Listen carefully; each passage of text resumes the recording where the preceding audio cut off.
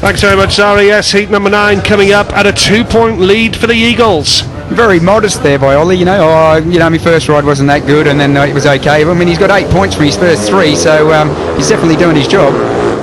Well, there's a switch here because Simon Gustafsson was drew out in yellow, but that is James Brundle, who looks as though he's going to take his 3rd programmed ride. You have to take 3 programmed rides.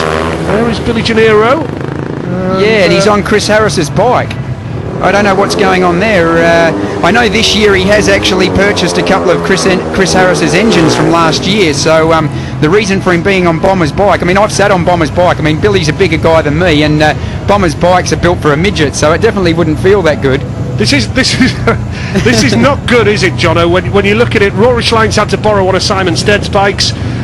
Now we've got Billy Gennaro on Chris Harris's bike, and it's a completely different feel, isn't it? And it's very, very difficult, and the Bees management now will be deeply concerned by this. Well, you definitely, you get on that, see there out of the start, he's very, very savage clutch, or maybe it's just that Billy's not used to it. I mean, the engines are all much of a muchness. You do a couple of laps on anything and you can ride them, but a bike, generally everyone has a different seat height and a different handlebar length, and they can be very awkward to ride when you've just jumped on someone else's equipment.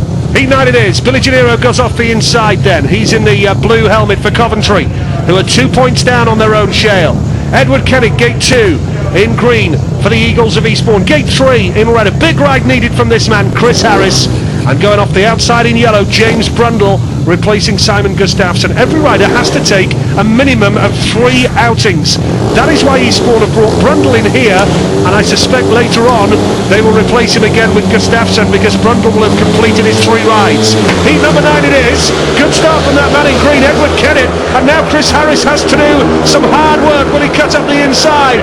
Gennaro is being passed by Harris now into 3rd place, but look at this from Edward Kennitt. He's gone wide, and he almost second-guessed what Chris Harris was going to do there. Brundle's trailing it at the back, but Edward Kennitt hits the dirt, goes wide, but he is under all sorts of pressure here.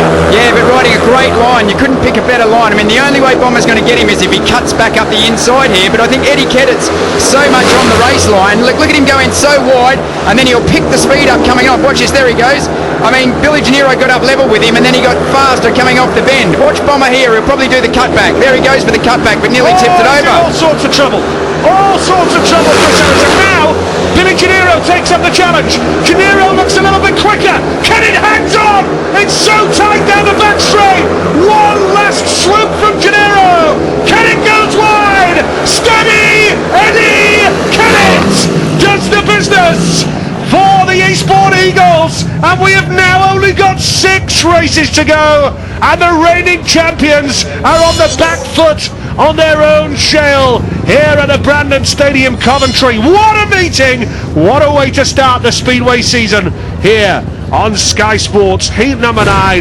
That was a terrific race once again. Kennitt the winner. Gennaro was second with Harris third. How he managed to stay on, goodness only knows. James Brundle at the back. At race there is Rory Schlein, and I know Lolly's very keen to see riders use those, Jono. Definitely, mate. He's been pushing them forward. He's had a few of us try them on. He came here last year, and I didn't race with one on, although I tried one on, and I'm keen to try one myself because anything we can add to the safety, as we know how dangerous Speedway is, those things look great. You see most of the world-class motocrossers are actually wearing them now in the GPs and stuff. Yep, so good work by Lawrence here. There we see that Leant neck brace that Rory is wearing. Heat number 10 it is then. Close contest, 28-26 to the Eagles of Eastbourne. Yeah, watch this here, that Rory Schlein's pulled back there, and he's sort of having a look that he ain't happy where Lee Richardson is on the start. He sort of wanted him to be moved over. Maybe he was a little bit close to gate 3, like I said, off gate 4, trying to stay out of that sandy bit on the outside. Heat number 10 it is then. Those two are Rory Schlein and Lee Richardson. And Richardson on one wheel heads to the turn. It's a good start from him, but also charging forward in blue, Ollie Allen again, who's had a great meeting so far, but Richardson has taken that lead and takes up the comfortable position up front now.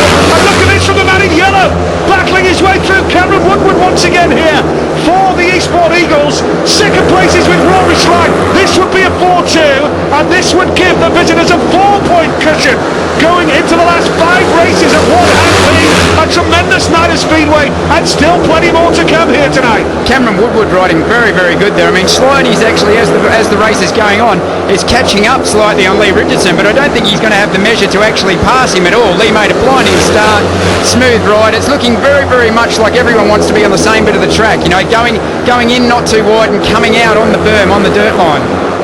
Well, it looks good here for the Eagles as Lee Richardson eases his way to victory. Roarish Line splits the Eagles duo, and bear in mind this is a Coventry side who've made a good start on their own trail so far, unbeaten this season. But what a meeting we've got on our hands as the Eastbourne Eagles move further ahead with only 5 races to go. You can't take your eyes off this one. It really is a terrific start to the season here on Sky Sports. Heat number 10. Richardson the winner, Schlein second for Coventry, Eagles third with Cameron Woodward, and that means a 4-2 to the Eagles, who lead by 32 points to 28.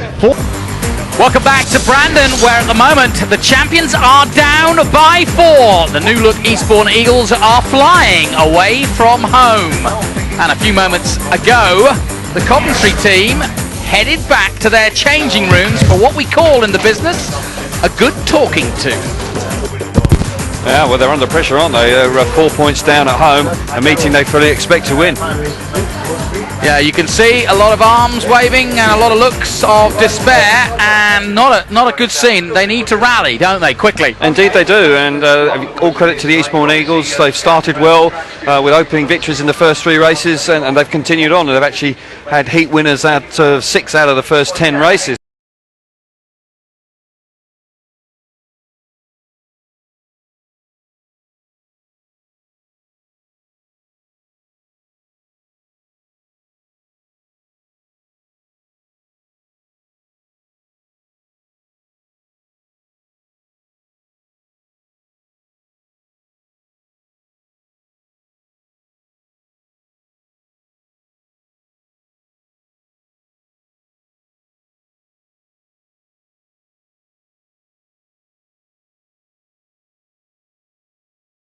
View this evening, really putting it to the home side as the Eagles are here tonight. Well, let's find out just how Coventry are feeling at the moment. Chris Louis is with Peter Oakes. Thanks, Jonathan. Yes, as you said, I've got Peter Oakes down here, the Coventry team manager. Peter, obviously not the ideal start to your home league campaign so far this evening. You've just had the boys in the change rooms. What was you saying? Well, what we say is obviously kept within the changing room. We just have to remind each other, what we have to do. We're 4 points down now, and what we've got to do is to pull back 5 points in the next 5 races, and just make sure everybody is focused on doing that. Obviously, so far this season, you've had a good start to your home meetings. You've won quite convincingly. A little bit of complacency, you think, from those early meetings? No, I don't think there's any complacency at all. I think that track conditions are a lot slicker than they have been the beginning of the season, and sometimes, as you know, that catches a home side out rather than the away side. But there are no excuses at the moment. Eastbourne are riding better than us and they're racing better than us, but we've got to turn that around, and we've got to do it very quickly. Okay, well, obviously a disappointed Peter Oakes, but I'm sure you're going to pull something out of the bag for the rest of the meeting. And I believe Sarah's got his opposite number. I have indeed, Trevor Greer. Well, 4 points up, 5 heats left. Happy man. Yeah, a really good dream start for us and that, and we really want to keep the pressure on now. There's 3 points at stake tonight, so we want them 3 points. How much of an extra incentive are those 3 points with the new rules this year? Well, they're a lot really, because without the bonus point to go for, we want to get as many points. We want to finish at the top this year anyway, and get in them playoffs. So.